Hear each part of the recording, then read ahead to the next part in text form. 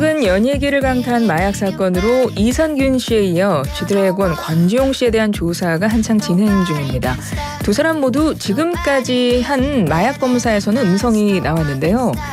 마약 검사 결과가 음성이라고 하면 이건 마약 투약을 하지 않았다는 걸 의미할까요? 아니면 검사에서 검출이 안 된 걸 의미할까요? 참 궁금한 것들이 많습니다. 오늘 마약 검출에 대한 오해와 진실 한번 풀어보도록 할 텐데 전문가 연결해보죠. 국제법 독성학회장이시고 전 국과수 원장이기도 하셨습니다. 성균관대 과학수사학과 정희선 석좌교수 전화 연결합니다. 교수님 안녕하세요. 네, 안녕하세요. 예, 최근 연예계 마약 사건 수사 상황들 쭉 보셨을 텐데요. 배우 이선균 씨, 과수 권지용 씨도 아직까지는 마약 검사에서는 투약 사실이 확인되지 않고 있습니다. 사실 이선균 씨는 사실상 투약 사실은 인정은 했어요. 다만 난 몰랐다, 이제 속았다 이런 입장인 건데 그럼에도 조사 결과 음성 나왔거든요.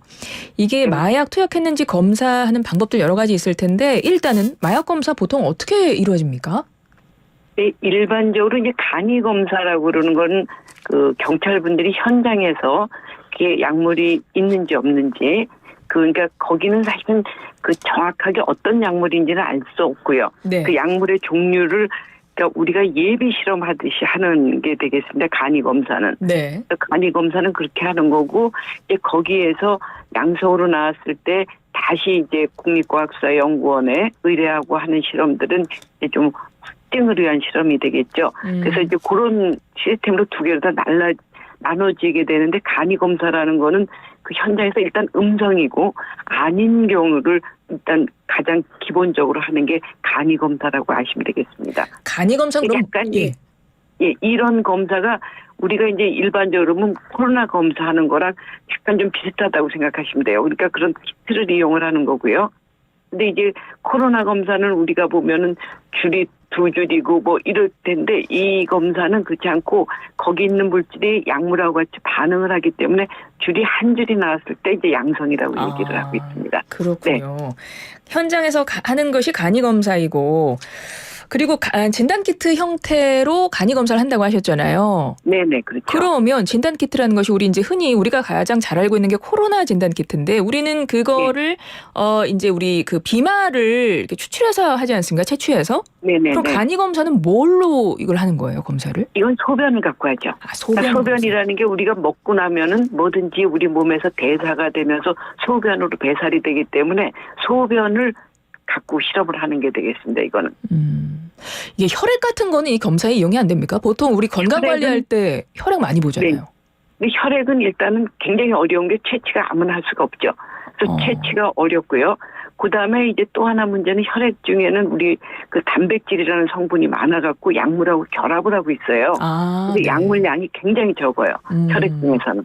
그다음에 혈액 중에서는 이렇게 하는 간이 검사하는 이런 키트 같은 게 개발이 되어 있지 않아요. 그렇군요. 그래서 혈액을 갖고 실험할 수는 없는 걸로 되어 있습니다. 현장에서는 간이 검사는 일단 소변 검사인데 그럼 이선균 씨, 권지용 씨 다 음성이라고 이렇게 보도가 됐는데 이게 간이 검사 결과만 지금 음성인 건가요? 아직 정밀 검사 안 들어간 건가요?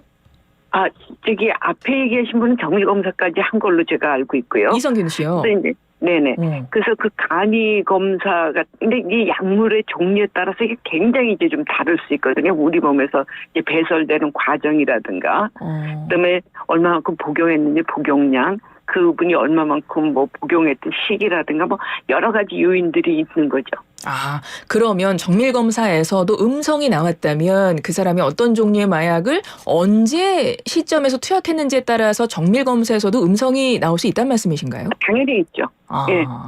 그런 게 음성 나오는 게 소변에서는 우리가 어떤 약물이든지 먹고 나게 되면은 이제 일반적으로 우리나라에서 많이 쓰이고 있는 필로폰 같은 경우도 한 3, 4일 뭐 이렇게 지나면 거의 안 나오거든요. 그러니까 3, 4일 안 나오고 뭐 대마초 같은 경우도 피우고 난 다음에 오랜 시간이 남아있는다 하더라도 아주 상습적으로 한 사람도 한 뭐 열흘, 뭐 맥시멈 뭐 보름까지로 얘기를 하고 있거든요.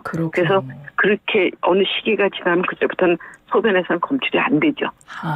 그리고 나서 지금 정밀 검사 들어가면 그때는 머리카락으로 하는 거예요? 아니 정밀 검사는 소변도 합니다. 왜냐하면은 소변 중 이 지금 우리가 간이 검사라고 그러는 건 양이 있거든요. 어느 정도 양에서 음성이라는 얘기가 나오는 거거든요. 예. 그 소변 중에 어느 양 이하였을 때 뭐 이상일 때만 양성 음성을 한다고 돼 있기 때문에 정밀 검사라면 그보다 훨씬 낮은 양의 그 약물이 있을 때도 검출할 수가 있거든요. 그리고 약물의 종류를 알게 되고요. 그렇군요. 그러니까 정밀 검사는 굉장히 중요하죠. 그렇군요. 제가 왜 머리털 검사를 말씀드렸냐면 이 머리털 검사에서도 지금 음성이 나온 것 같아요. 이성균 씨 같은 경우. 그래서 아까 이제 이분은 네. 정밀 검사 한 것 같다라고 교수님께서 말씀하신 것 같은데 그 다음에 어떤 기사가 떴냐면 이제 뭐 다리털 검사한다 뭐 이런 기사가 떴어요. 네네. 그래서 이게 털이 난 부위에 따라서 또 어떤 데는 마약 검출이 되고 어떤 건 안 되고 이러기도 하나 봐요. 이제 그 일반적으로 보면 모발이 그 우리 머리에 있는 그 모발이 가장 그 양이 우리가 한 10만 개쯤 되잖아요. 머리카락이. 네. 10만 개쯤 되는데 그 중에서는 성장기의 모발이 있고 휴지기라고 해서 쉬고 있는 모발이 있어요. 우리가 머리 이렇게 빗으면 떨어지는 모발 같은 거. 그런 경우에는 약물이 거기에 흡착이 되질 않아요. 성장기에 있는 것만 되고 있고. 그래서 이 모발 같은 경우에는 그 자라는 속도 같은 게 좀 더 일정할 수 있고요. 그래서 우리가 평균적으로 보면 한 달에 한 뭐 1cm 정도 모발이 이렇게 모발 속에서 약물이 이동이 되는 거거든요. 그래서 네. 이제 약물 먹은 그 사람의 역사, 그 히스토리를 알 수 있다라는 그런 점이 있죠. 근데 이제 다른데 우리 몸에 있는 다른데 그 털 같은 경우에는 그런 일정한 게 없습니다. 그러니까 그거는 그 자라는 속도 같은 걸 좀 알 수가 없거든요. 그래서 그렇죠. 그러니까 잠깐만요. 그러니까 머리카락은 보통 한 달이면 1cm 정도 자란다는 일반적인 그 내용이 있는데 뭐 예를 들어 다리털 이런 데는 그런 게 없다는 말씀이시군요.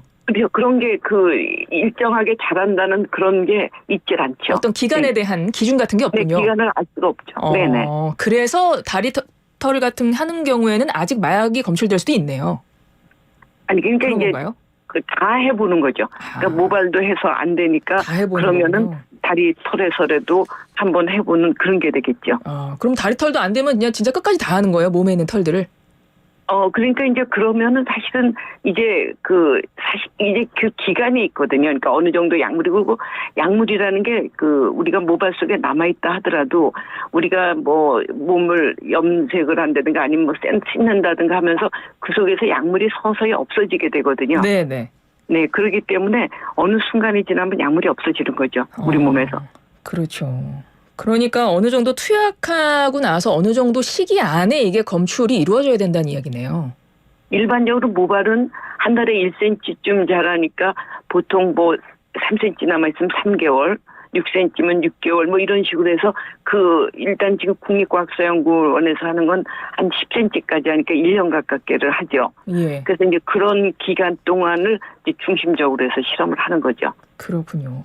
그러면 일단 지금 마약 투약이 의심되는 혹은 좀 정황상 투약한 것 같은데 좀 이런 분들을 지금 경찰에서 수사하고 검사를 하고 있는데 뭐 아직까지는 음성이 나왔지 않습니까? 그럼 이제 검사를 더 뭐 정밀하게 점점 들어가게 되나요? 이렇게 되면? 아니요, 이제 더 이상 그러니까 이제 이제 어떤 연구적이라든가 뭐 정말 하면은 우리가 손톱이라든가 뭐 이런 거에서도 실험을 할 수는 있어요. 예. 그것도 이제 나올 수는 있는데 거기까지 할지 안 할지는 이제 수사기관에서 그렇죠. 이제 결정을 하게 되겠죠. 네. 예. 알겠습니다. 보통 이렇게 네. 마약 투약했는지 마약 성분 같은 경우는 결국은 뭐 진단키트 포함해서 정밀 검사에서 이렇게 검사 위주로 가는 것이지 보통 어떤 전문가라고 해서 그 사람의 어떤 행동 패턴 이런 게 판단의 기준이 되지는 않죠. 뭐 예를 들어 제가 이 말씀을 왜 드리냐면 권지용 씨 같은 경우는 이제 팬들이 얼마 전부터 그 사람의 행동이 약간 좀 이상하다라는 말들이 좀 있었대요. 일반적이지 않다. 뭐 꺾는 모습 이런 모습도 있고 이런 걸로 판단하거나 그렇지는 않죠, 전문가들은. 그렇진 못하게 돼 있어요. 그러진 않습니다. 그거는 굉장히 이제 다르기 때문에 이거는 과학적인 결과를 바탕으로 해서 해야 되기 때문에 그렇게 될 수는 없을 것 같습니다. 네. 그렇다면 우리 마약 투약 사건에 대한 관심이 좀 높아지면서 이게 관련한 속설들도 많이 떠돌아다니거든요. 그래서 몇 가지만 좀 짚어보겠습니다. 네. 일각에서는 물을 정말 많이 마시거나 수액을 맞는 경우에 혹은 뭐 우울증 약을 먹으면 이거 마약 검출 어렵다 뭐 이런 속설도 있대요. 이게 사실인가요? 일단은 물을 많이 마시거나 세액을 맞을 경우 배설이 빨라지겠죠. 그렇죠. 그러니까 우리 소변 속에 있는 양이 빨리 없어질 수도 있겠죠. 그러니까 빨리 될 수 있다고 하는데 우울증 약을 먹었다거나 이런다 해서 변화되진 않습니다. 그러니까 이게 정밀 실험을 할 때는 그 약물이 어떤 약물인지 정확하게 이렇게 측정을 하는 거거든요. 그래서 그렇게 다른 약물에 의해서 우울량에 의해서 변화가 생기지는 않습니다. 그렇죠. 그리고 또 해외에 드러그 디톡스 샴푸라는 게 아주 고가에 팔린다고 합니다. 이게 뭐 세척력이 강해서 머리를 빡빡 감으니까 마약 성분을 씻긴다 뭐 이런 의미인 건지 모르겠는데 이런 얘기 들으셨어요? 이런 것도 뭐 별로 사실이 아니죠? 그러니까 염색을 하거나 탈색을 할 때 우리 모발 속에 있는 약물의 양이 줄어들 수는 있어요. 그러니까 그런 성분에 의해서 줄어들 수가 있으니까 이게 아주 안 된다고 얘기하는데 이 디톡스의 성분이 어떤 건가에 따라서 굉장히 달라질 수 있겠습니다. 샴푸의 성분이 어떤 거에 따라서. 네네. 그렇군요. 그러면 예를 들어 요즘에 이런 말도 있다고 합니다. 이게 마약 투약하고 이른바 몸 세탁 이런 표현이 좀 있더라고요. 보도 통해 보면. 그러니까 몸을 이렇게 마약을 안 한 것처럼 이제 만드는 뭐 여러 가지 뭐 이제 그런 것들이 있다는데 이런 걸로 사실상 일반적으로 그러니까 몸 세탁 이런 게 가능합니까 실제로? 아니 그건 그렇지 않을 거고요. 그러니까 제가 아까 얘기 드린 모발에서 안 되면 뭐 손톱이나 발톱 같은 것도 할 수 있고요. 그러니까 이런 가능성이 계속 있기 때문에 꼭 그렇게 아주 몸으로 다 세탁을 한다고 그런다고 전혀 없어지는 거는 제가 보기엔 그렇게 되긴 어려울 것 같습니다. 그 과학도 항상 같이 따라가고 있기 때문에 그렇게 아주 불가능하다. 이거는 그러니까 가능하진 않을 거라고 저는 생각하고 있습니다. 예, 알겠습니다. 최근 보도를 보면 내년 상반기 중에 마약 중독자 치료에도 건강보험 적용될 수 있다. 뭐 이런 전망도 나오던데 사실 마약범죄 이렇게 다 검출해내서 다 찾아내서 처벌하는 것 중요하고 더불어서 치료와 예방도 더 중요하다는 말 있는데요. 많은 분들 공감하실 겁니다. 교수님, 마약 근절을 위해서 우리 사회가 어떤 노력을 해야 될지 끝으로 한 말씀 부탁드릴게요. 네, 사실은 마약 문제는 이 공급 억제라 그래서 우리나라에 들어오는 마약을 막는 거 굉장히 중요하거든요. 그래서 단속하는 부분하고 지금 말씀하신 것처럼 치료 재활 쪽에 같이 가는 게 필요하고요. 그거 외에 또 하나 필요한 게 예방이 되겠습니다. 그러니까 예방을 해야지 거기에 접촉을 안 하게 되거든요. 그래서 세 가지. 그리고 치료 재활 쪽이 우리가 조금 아직은 굉장히 약하기 때문에 재범률이 높다는 건 치료 재활이 약하다는 거거든요. 그래서 치료 재활 쪽에 조금 더 노력을 하고, 그러니까 모든 사람들이 함께 하는 게 저는 굉장히 필요하다고 생각이 들거든요. 근데 무엇보다도 예방이 가장 중요하다고 생각이 듭니다. 그래서 예방 쪽에 우리가 조금 더 노력해서 젊은 사람들이 약물에 노출되지 않게 하는 게 무엇보다도 중요하다는 생각을 하고 있습니다. 알겠습니다. 성균관대 과학수사학과 정희선 석좌 교수와 이야기 나눴습니다. 교수님 오늘 말씀 고맙습니다. 네, 감사합니다.